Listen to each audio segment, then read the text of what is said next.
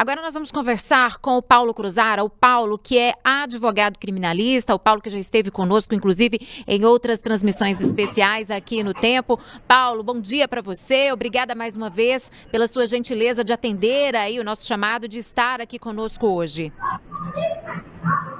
Bom dia a todos, obrigado pelo convite. Paulo, eu já começo te perguntando, toda essa questão envolvendo aí a prisão do ex-presidente Bolsonaro, prisão preventiva, né, que fique claro, envolve muitas dúvidas, né, e eu queria saber quais que são os requisitos aí para que um ex-presidente da República, como Jair Bolsonaro, seja preso preventivamente aqui no Brasil. Bom, os requisitos é o mesmo de qualquer acusado. Nesse caso específico, é a possibilidade de fuga, né? O ministro ressaltou na decisão que essa vigília, que foi chamada pelo filho dele,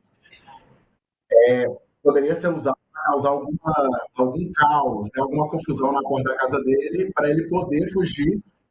Foi identificado, e por coincidência ou não, depois do pedido da Polícia Federal pela prisão preventiva, uma tentativa de suprimir a tornozeleira eletrônica, evidenciando essa tentativa de fuga. Então, sempre que tem essa tentativa de fuga, qualquer acusado, ex-presidente ou não, tem a prisão preventiva decretada, né? Ressaltando que a prisão se deu naquele inquérito junto com o Eduardo Bolsonaro, e não por essa condenação. Doutor, eu queria fazer uma pergunta. O senhor citou aí o que baseou, né, o que foi citado ali na decisão do ministro Alexandre de Moraes, mas na avaliação do senhor, havia fundamentos suficientes para essa prisão preventiva do ex-presidente? E na avaliação do senhor também, se a situação do que aconteceu hoje, isso afasta ali ou dificulta uma possibilidade do ex-presidente Jair Bolsonaro conseguir cumprir a pena em regime em prisão domiciliar? A Polícia Federal estava especulando algo, né? Apesar das duas coisas não se misturarem, a condenação e essa prisão preventiva, elas estão ligadas. Por quê? A Polícia Federal fala que, com a expectativa de se terminar a outra ação, o trânsito em julgado, eles tinham medo exatamente dessa comoção social, dessa confusão e dessa dificuldade de ir lá prendê-lo para ele começar a se cumprir pena. Então, por um cuidado, vamos dizer assim, eles pediram para o ministro para ir lá e para que ele ficasse preso preventivamente dentro da Polícia Federal, para que, quando começasse a cumprir pena, ele fosse transferido para qualquer lugar que seja. Então, era um cuidado da Polícia Federal. Após o pedido, teve essa tentativa de suprimir o equipamento eletrônico. Então, se confirmar, porque essa tornozeleira ela pode falhar. Mas se confirmar que ele, de fato, tentou cortar ou suprimir, colocar um papel alumínio em volta, como tem gente que faz para suprimir o sinal, se isso se confirmar, a gente pode dizer que o Bolsonaro acabou com as chances dele de conseguir uma prisão domiciliar. Porque a prisão domiciliar tem esse caráter humanitário, pela doença que ele tem, né? Ele não teria condições na cadeia, a pena dele. Mas é óbvio que o juiz, nesse caso, deve em conta o risco de fuga. Já estava em prisão domiciliar, com todo o aparato em volta dele, né? Tinha uma equipe da Polícia Federal por conta dele. E mesmo assim, ele tenta fugir, a tendência é que se mande ele para algum lugar para ele cumprir essa pena com todo o aparato médico disponível, mas não em casa.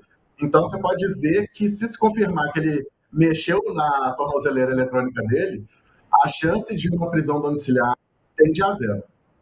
Agora, Paulo, quais serão os próximos passos aí nessa questão? A gente sabe que o Bolsonaro está aí na sede da Superintendência da Polícia Federal. Quais são os próximos passos, juridicamente falando, a partir de agora, desse início dessa prisão preventiva do ex-presidente? A prisão preventiva já está consolidada, não tem próximo passo.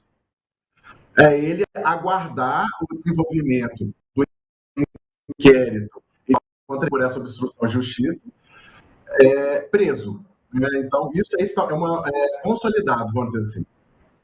Vai ter um julgamento pela primeira turma, mas eles devem confirmar, então, uma situação consolidada. Quando enquanto tiver o trânsito em julgado ou outra ação que é aguardado na próxima semana, o ministro Alexandre de Moraes pode determinar que ele cumpra a pena em outro local que não seja na PF. Aí ele só seria transferido. Então, mas é uma situação consolidada. Doutor, uma prisão como essa, né, preventiva que seja, é de grande repercussão e exige cuidados especiais, né, para garantir ali do processo legal. Quais que são os direitos que devem ser assegurados ao ex-presidente a partir de agora? O preso preventivo, ele só perde o direito à liberdade dele. Por mais que a gente saiba como são as prisões brasileiras, que a pessoa perde direito à saúde, perde basicamente todos os direitos dele, né? Mas, por lei, ele só perde direito à liberdade. No caso aí do Bolsonaro, a PF até liberou um vídeo mostrando a cela onde ele vai ficar, que é um quarto, né? Parece um quarto de hotel. Tem ar-condicionado, televisão, tem banheiro privativo. Então, ele só perde direito à liberdade. Direitos, por exemplo, a dar entrevista, o ministro vai filtrar, mas, teoricamente, ele tem direito a isso. Direito a votar nas próximas eleições. Se ele ainda não estiver condenado, tem direito a votar. Então, o direito que ele perde é só o direito à liberdade. Então, o ministro tem que tomar esse cuidado, porque como o Bolsonaro tem essa doença, ele tem que ter todo acesso ao tratamento necessário, porque ele não perde direito à saúde. Uma última pergunta para o senhor. A gente vê alguns argumentos, a defesa agora vai se preparar para poder analisar esse caso. Há risco da defesa alegar perseguição política e isso ter algum impacto jurídico? Jurídico, não. A princípio, não, né? Porque nós estamos num caso sui generis, que o ministro Alexandre destaca isso nessa decisão, em muitas outras decisões, que os aliados Bolsonaro, o Bolsonaro, os aliados Bolsonaro, os familiares Bolsonaro, tendem a abusar da liberdade de expressão. Então, eles começam a usar posts em redes sociais, entrevistas, para agitar a população contra as forças constituídas do Estado, seja o STF, seja o Executivo. Então, ele pode usar isso para cercear esse direito de manifestação, uma vez que está tendo um abuso, como ele já fez outras vezes, de proibir de dar entrevistas, etc.